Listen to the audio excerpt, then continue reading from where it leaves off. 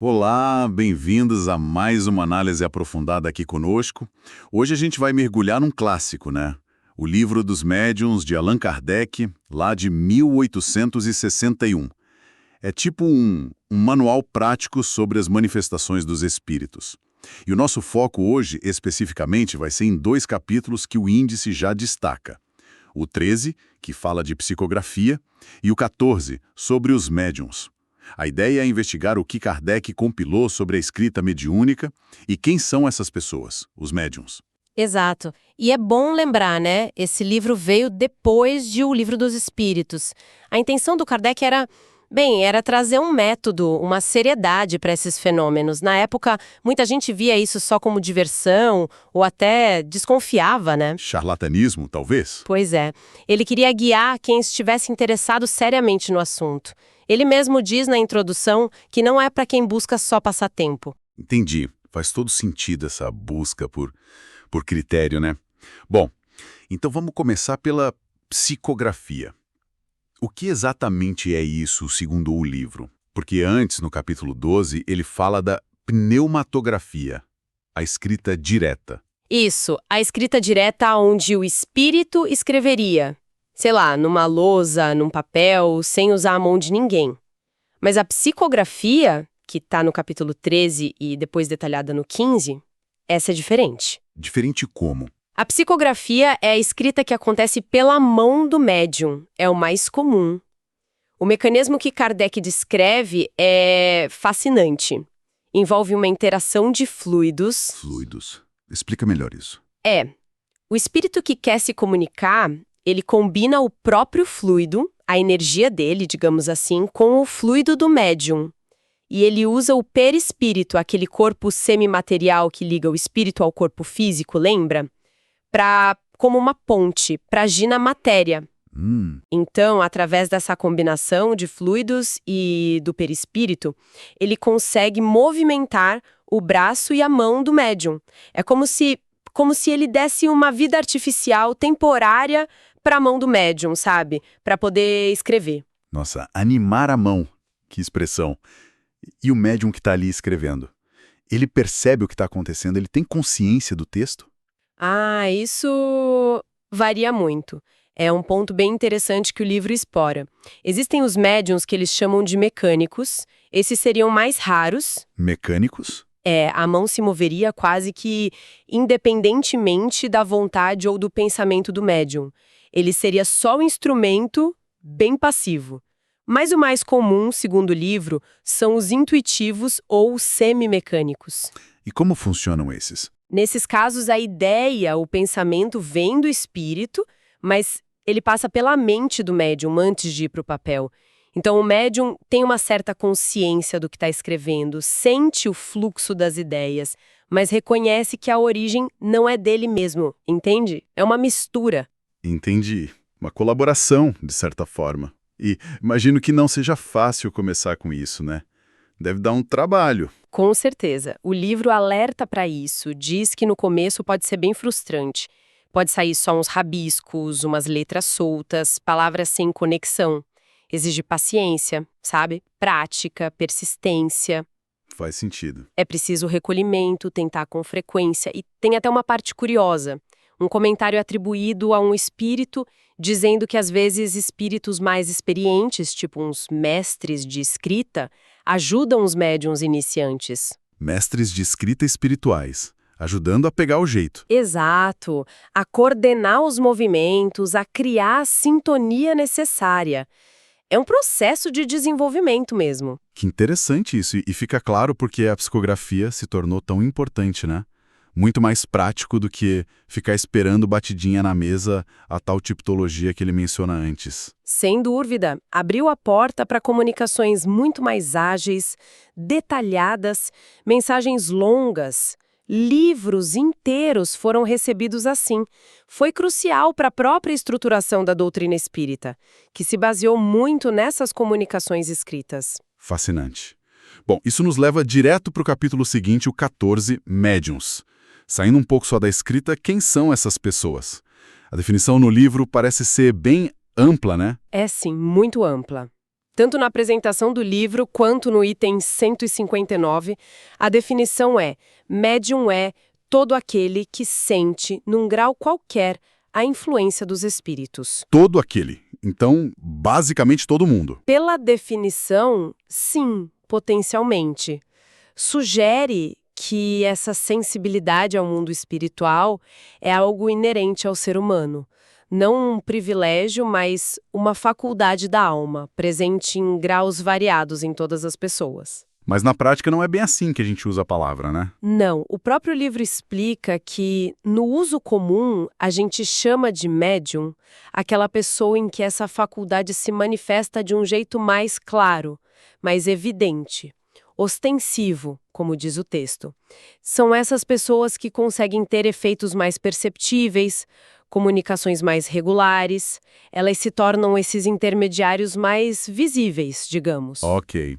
E essa manifestação ostensiva, ela pode variar bastante, certo? Não é só escrever. De jeito nenhum. O livro lista uma variedade enorme de tipos de médiums. É impressionante. Tem os médiums de efeitos físicos. Aqueles que movem objetos, fazem barulhos. Isso. A presença deles facilitaria esses fenômenos. Aí tem os sensitivos, que sentem a presença dos espíritos, tipo um arrepio, uma sensação diferente. Os audientes, Que ouvem vozes. diretamente. É o que o livro descreve. Os falantes, que é a psicofonia, quando o espírito fala pela boca do médium. Os videntes, que enxergam os espíritos, e, claro, os psicógrafos, que a gente já falou. E ainda tem os sonâmbulos, curadores inspirados. A lista é longa. Mostra que essa conexão pode acontecer por muitos canais diferentes. Uau, quanta variedade! E um ponto que parece voltar sempre no livro é a importância do próprio médium nisso tudo. Não é só o espírito que está agindo, não. De forma alguma, esse é um ponto central para Kardec. A comunicação, o fenômeno, ele depende totalmente dessa interação espírito-médium. Nos efeitos físicos, por exemplo, ele fala de novo da combinação dos fluidos do médium com os do espírito. Certo. Mas a influência, que o livro mais bate na tecla, talvez, seja a influência moral do médium. Ah, sim. A famosa influência moral. Tem um capítulo só para isso mais para frente, né? Como é que isso funciona, segundo Kardec? O princípio-chave é o da afinidade, sintonia. A ideia básica é: os semelhantes atraem os semelhantes.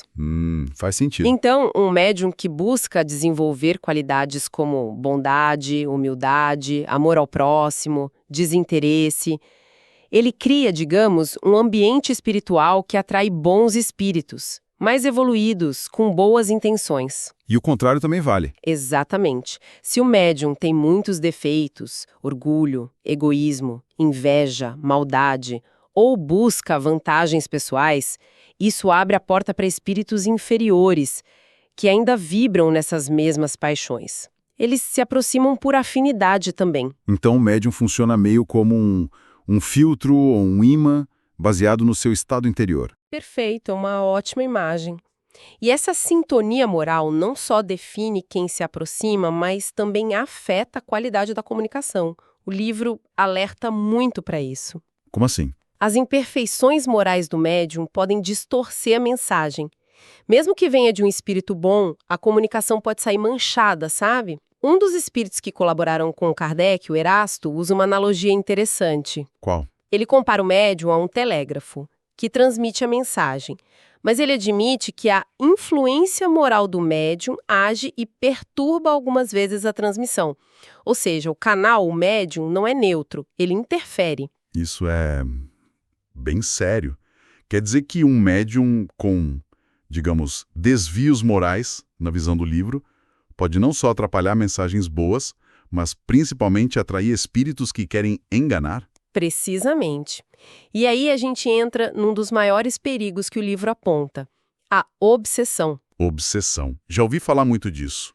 O que o livro diz? Inferior consegue exercer sobre uma pessoa. E o livro descreve níveis disso. Começa com a obsessão simples. O espírito perturba, atrapalha as comunicações, causa fenômenos chatos. Tipo uma interferência constante. Isso. Mas pode piorar. Pode ir para fascinação, E essa é considerada muito perigosa. Por quê? Porque na fascinação, o espírito engana o médium. Ele cria ilusões, faz o médium acreditar em coisas absurdas, aceitar mensagens falsas como se fossem a maior verdade. E muitas vezes, ele explora a vaidade do médium para isso. O médium fica cego, não consegue mais discernir. Nossa. E tem um nível pior ainda. Tem a subjugação. Aí o médium perde o controle da própria vontade, das próprias ações, o espírito pode levá-lo a fazer coisas ridículas ou até prejudiciais para ele mesmo ou para outros. É um controle quase total. Que assustador. E o livro indica alguma característica que deixa o médium mais vulnerável a isso tudo? Sim, várias vezes. O orgulho é apontado como uma das principais portas abertas, especialmente para a fascinação. Aquele médium que se acha ao máximo, infalível, melhor que os outros, ou que busca a mediunidade só por vaidade, para aparecer, ou por interesse financeiro, ele vira um alvo fácil. Entendi.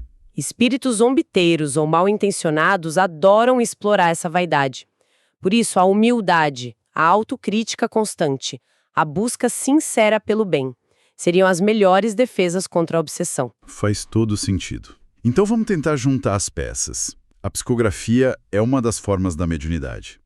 E a qualidade do que é escrito, ou de qualquer fenômeno mediúnico, depende tanto do espírito que se comunica, quanto, e talvez principalmente, das características do médium. Energéticas, fluídicas e, fundamentalmente, morais. É essa a ideia central? Perfeitamente colocado. É exatamente por isso que o livro dos médiuns insiste tanto. Precisa estudar seriamente os princípios para ter discernimento. Precisa de recolhimento, boa intenção na hora da prática. Precisa de perseverança para desenvolver a faculdade. E, acima de tudo, precisa de um esforço constante de melhoria íntima de desenvolvimento moral. Não é brincadeira mesmo, então. De jeito nenhum. Kardec adverte muito contra tratar a mediunidade como um jogo ou por pura curiosidade. Você está lidando com outras inteligências, que podem ser boas ou más.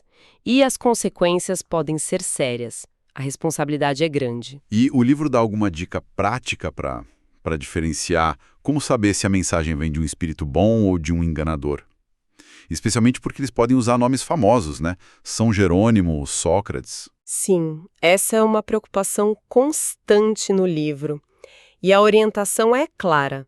Nunca confie só no nome. Espíritos levianos adoram usar nomes respeitáveis para impressionar e enganar. O foco tem que ser no conteúdo e na forma da mensagem. Conteúdo e forma. O que observar neles? Vários pontos. Primeiro, a lógica, a coerência. Mensagens de espíritos superiores são racionais, fazem sentido, não se contradizem. Segundo, a elevação moral. Elas sempre apontam para o bem, para a caridade, para o progresso moral, sem estimular paixões inferiores. E a linguagem? A linguagem também é um indicador importante. Geralmente é digna, clara, sem ser vulgar ou trivial demais. Condizente com a elevação das ideias. E, muito importante, a ausência de orgulho, de personalismo por parte do espírito. Um espírito superior não vai ficar se vangloriando, nem vai pregar ideias exclusivistas, tipo, só o meu grupo tá certo. Ele prega amor, humildade, caridade para todos. Então é preciso analisar friamente a mensagem em si, o que ela diz e como diz, e não quem assina. Exatamente.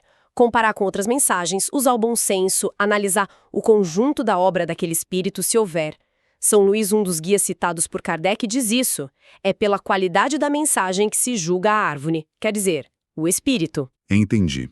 É um chamado constante para vigilância, para estudo, para o bom senso mesmo. Exato. A mediunidade é apresentada ali como algo sério, que exige responsabilidade, preparo intelectual e principalmente preparo moral para ser bem usada. Ok. Então, recapitulando o que a gente conversou hoje sobre o Livro dos Médiuns. Vimos a psicografia como essa escrita via médium, envolvendo fluidos e a mão da pessoa. E exploramos a definição de médium como alguém sensível à influência espiritual. uma capacidade natural que se manifesta de inúmeras formas. Isso. E o ponto crucial que conecta tudo é essa relação profunda entre o médium e o espírito. A comunicação não é algo que vem pronto do além. Ela é co-criada nessa interação. Os fluidos se misturam e a sintonia moral é decisiva. As qualidades do médium, ou a falta delas, agem como um ímã para certos tipos de espíritos e afetam diretamente a pureza, a clareza, a confiabilidade do que é recebido. Fica bem claro que o livro quer ser um guia para uma prática séria, estudada, responsável. Alerta muito contra a leviandade, os perigos da obsessão e coloca o esforço moral e o discernimento como essenciais. E pensando naquela ideia inicial, né? Que todos nós, em algum grau, sentiríamos a influência dos espíritos, fica uma reflexão. Se essa interação sutil existe o tempo todo, mesmo para quem não se vê como médium, como será que ela atua no nosso dia a dia, hein? De que maneiras, talvez invisíveis, ela pode estar, moldando nossos humores, nossas inspirações, pequenos pensamentos, talvez até decisões, sem que a gente nem se dê conta? Fica aí a pergunta. Até a próxima análise.